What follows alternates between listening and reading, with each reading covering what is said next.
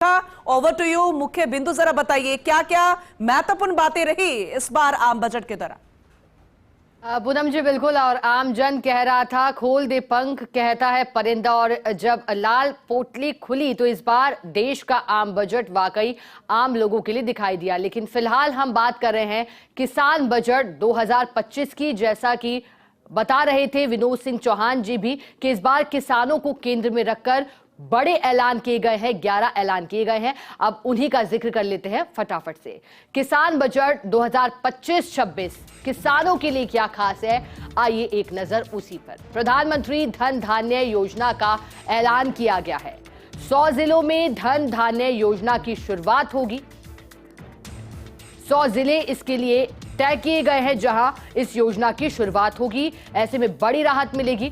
फिर किसान credit card की लिमिट को बढ़ाकर के 5 लाख तक किया गया है। पहले लिमिट 2 से 3 लाख बताई जा रही थी, अब इसे 5 लाख तक किया गया है।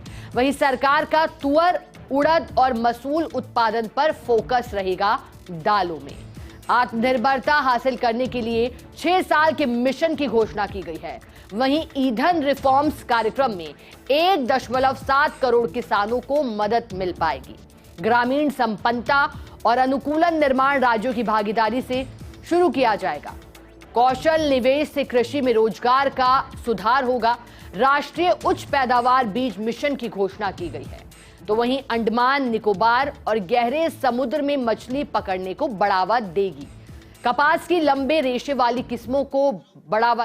हमारे सहयोगी उनसे खास बातचीत कर रहे थे और उन्होंने जिक्र किया बजट का, ऐतिहासिक बजट को बताया। अब आगे बढ़ेंगे क्योंकि हर सेक्टर पर हम आपको जानकारी दे रहे हैं कि किसके लिए क्या खास है। अब नंबर आया है उद्योग का, तो उद्योग बजट 2025-26 को भी फटाफट देख लेते हैं।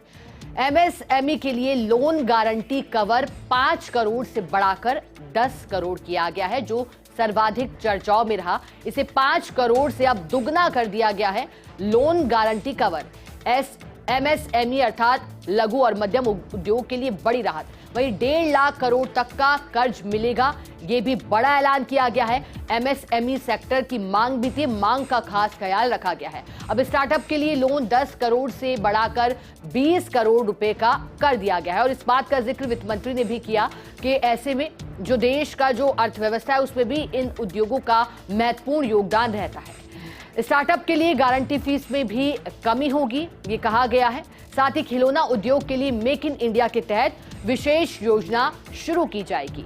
एक बड़ा मास्टर स्ट्रोक भी इसे माना जा रहा है। भारत की फुटवेयर और लेदर क्षेत्र के लिए सहायता के अलावा बिना लेदर वाले फुटवेयर के लिए योजना लाई जा रही है। 22 लाख रोजगार और 4 लाख करोड़ का कारोबार और 1.1 लाख करोड़ से ज्यादा निर्यात की उम्मीद इससे जगी है। वहीं सूक्ष्म उद्योगों के लिए 5 लाख की सीमा वाली विशेष अनुकूल क्रेडिट कार्ड, पहले वर्ष में 10 लाख कार्ड जारी किए जाएंगे। वहीं स्टार्टअप के लिए एआई ऐप को 91,000 करोड़ से ज्यादा सबमिशन मिले हैं। 10,000 करोड़ का दया अंशदान, साथ ही भारतीय डाक विभाग सार्वजनिक संगठन में बदला जाएगा। विश्वकर्माओं, महिलाओं, स्वयं सहायता समूह की आवश्यकताओं की पूर्ति की जाएगी। साथ ही राज्य खनन सूचकांक बनाने की घोषणा भी की गई है। अब इसके बाद बजट ब्रह्मास्त्र की कर रहे हैं। उद्योग के बाद सीधे नजर पर्यटन बजट 2025-26 पर। आइए चलिए शुरुआत करते हैं। तो देश के शीर्ष 50 पर्यटन केंद्रों को विकसित किया जाएगा, ये बड़ा ऐलान किया गया। डेस्टिनेशन मैनेजमेंट और मार्केटिंग पर विशेष फोकस रहेगा। 100 नए शहर उड़ान योजना से जोड़े जाएंगे। मेडिकल टूरिज्म को भी बढ़ावा मिलेगा। साथ ही वीजा नियमों में ढील दी जाएगी और ये राहत की बात कि नियमों में ढील देने का ऐलान भी बजट के माध्यम से किया गया है। अब हम बात कर रहे हैं कि हर वर्ग को इस बजट ने कैसे छुआ है। पर्यटन पर बात की, उद्योग पर बात की, अब नंबर आता है शिक्षा का। तो शिक्षा बजट 2025-26 को जरा देख लेते हैं।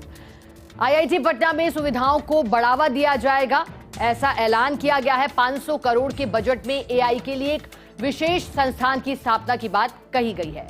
मेडिकल कॉलेज में अगले 5 साल में 75,000 सीटें जोड़ी जाएंगी, ये भी बड़ा ऐलान मेडिकल सेक्टर के लिए।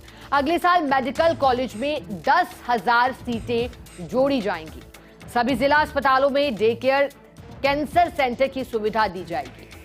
वहीं स्कूल और उच्चतर शिक्षा के लिए भारतीय भाषा में पुस्तकें उपलब्ध कराई जाएगी।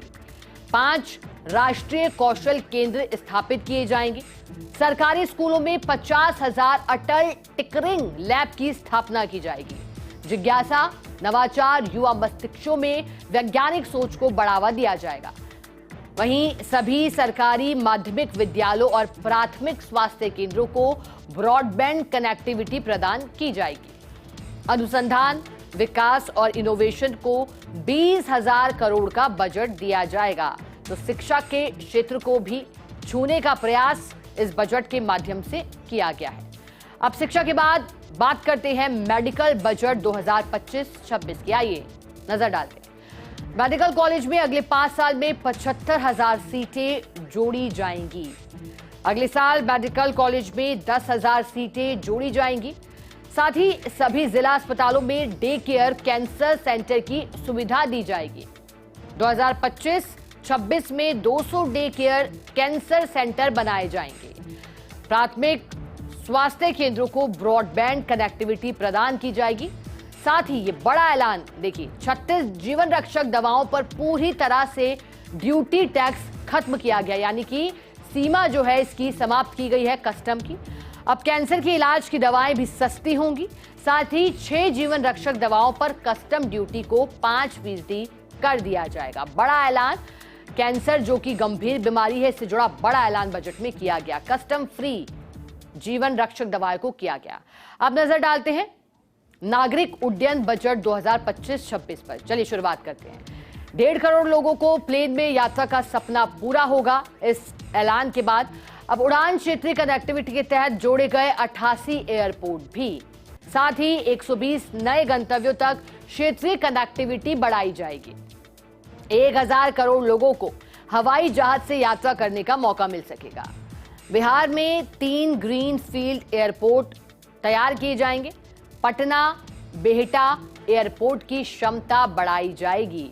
तो उड्डयन विभाग में भी पहलुओं पर गौर किया गया है क्षमता को बढ़ाने के लिए, और बिहार को लेकर इसमें बड़े ऐलान किए गए हैं। बजट ब्रह्मास्त्र की बात कर रहे हैं।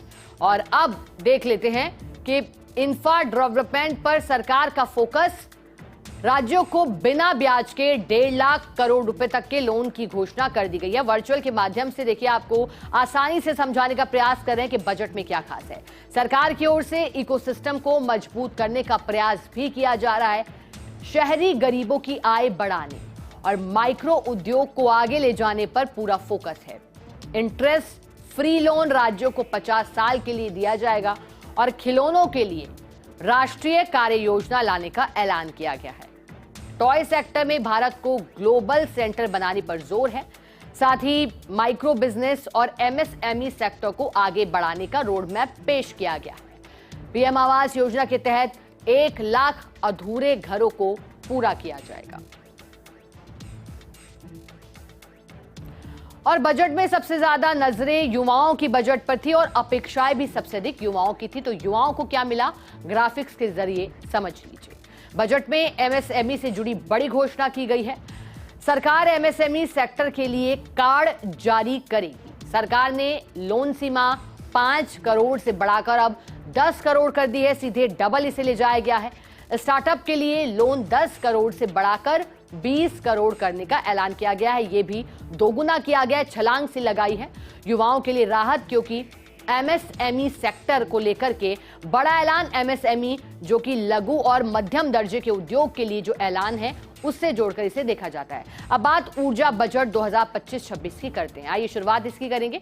परमाणु ऊर्जा उत्पादन में निजी क्षेत्र की बढ़ाई जाएगी भागीदारी। निजी क्षेत्र को इसमें शामिल किया है।